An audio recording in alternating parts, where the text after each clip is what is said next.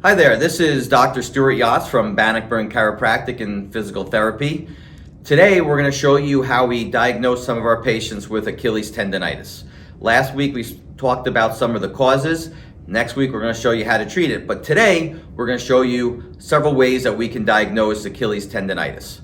And how we're going to do that is we're going to put our patients through a couple of different functional tests as well as just some typical traditional palpation.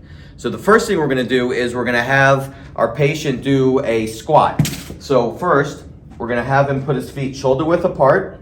We're going to have arms up over his head, and we're going to start looking at his feet. So we can see right off the bat how this left foot is already going into extra or hyperpronation compared to this right foot. So now we're going to have him do a squat, and we can see how that arch collapses in even further in this area. We can have him stand back up. Now we're going to have him put his heels up on this lift just a little bit, spread his feet shoulder width apart.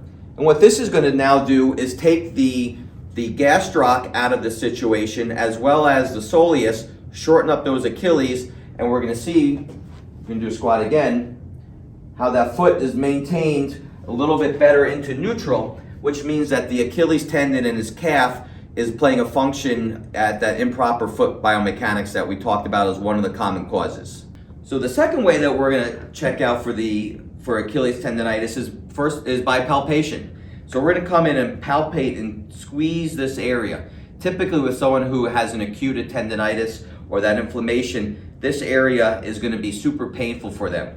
So then we'll then come up and just palpate all the way up top here, finding areas that are sore and inflamed and irritated for the patient. But again, typically right down and through here is where it's going to be most painful for the patient, probably about within the bottom inch of that Achilles tendon.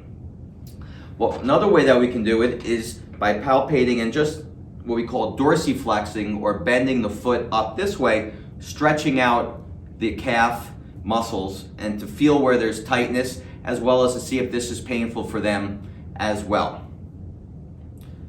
And probably one of the more important and most valuable information for us as chiropractors is how we are looking at how the foot is moving. So what I'm going to do is I'm just going to take my fingers and gently push his foot into dorsiflexion again, looking at the movement of this foot. What I want to see is that his foot maintains this neutral pattern. A lot of times we're going to see a patient with evert the foot, or the foot's going to turn out. Again, that's going to put a lot of stress on those muscles that run in the back of the calf. As we're also going to check, as I said before in the last week, is our functional hallux limitus. So if I take his toe and bring it into extension like this, it should move nice and smooth. If I put my thumb at the bottom and then push it up, we can see how there's a big difference in the range of motion. So again, he has what we call a functional hallux limitus. From there, what we can do is check the tension on the nerve. So if we see that I can take his leg all the way up here like this, and we see normal movement of the hamstring, which means that the nerve is gliding, the sciatic nerve, which then branches, is sliding properly. I could then test some of these nerves individually, and if I see how right here, I can only take his foot up here while I dorsiflex and evert the foot.